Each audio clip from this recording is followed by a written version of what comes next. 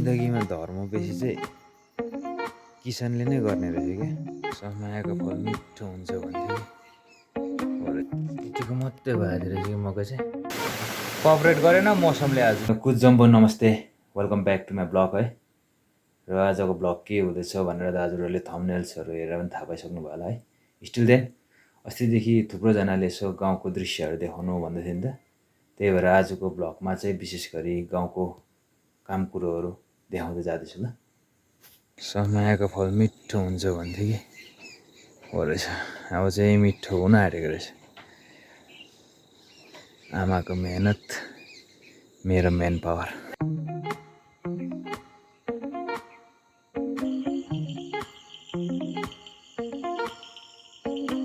हाम्रो गाउँठाउँतिर चाहिँ मकै यतिको मात्रै हुँदैछ नि त, छिप्पिएको भनेको चाहिँ। तर नि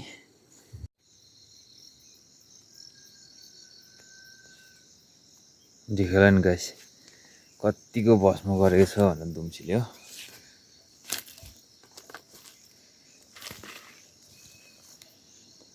मेरो देखाइले भने नि जानी नजानी भए पनि जिन्दगीमा धर्म बेसी चाहिँ किसानले नै गर्ने रहेछ क्या। जे खेतीपाती गरे पनि चरामुसा तस्करको मुखबाट जोगिएको मात्रै घरमा लान्छ नि त।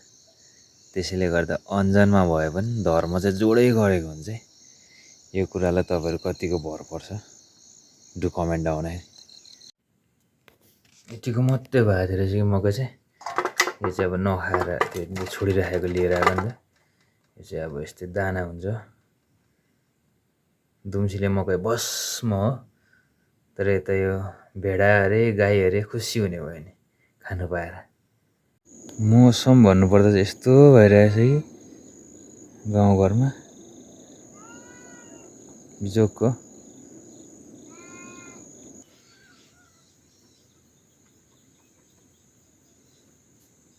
म चाहिँ यहाँनिर यो अदुवाको माउ निकाल्न आएको छ नि त।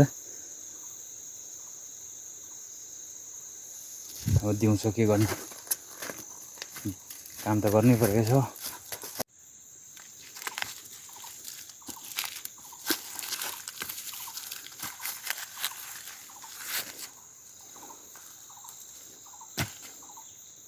बोक्नु पनि पर्ने छ एकछिनमा, रोड नजिकै छ।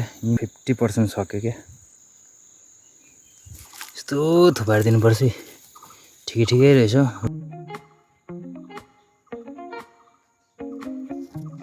सकिगएको थियो, 10 मिनट पानी नआए सकिजान्थ्यो।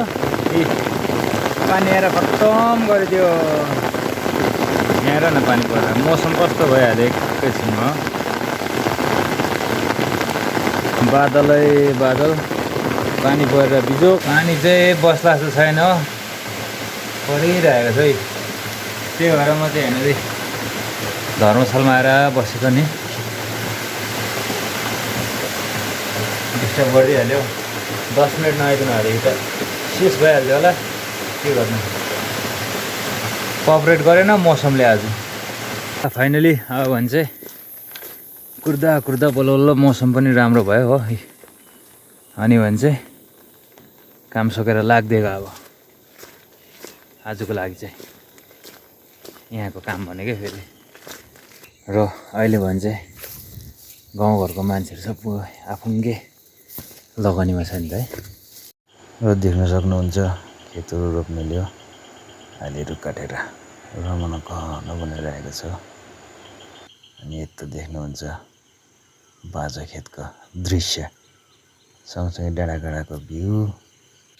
र भिडियो कस्तो लाग्यो, मन परेमा लाइक कमेन्ट सेयर र सब्सक्राइब गर्नु नभुल्नु होला। धन्यवाद।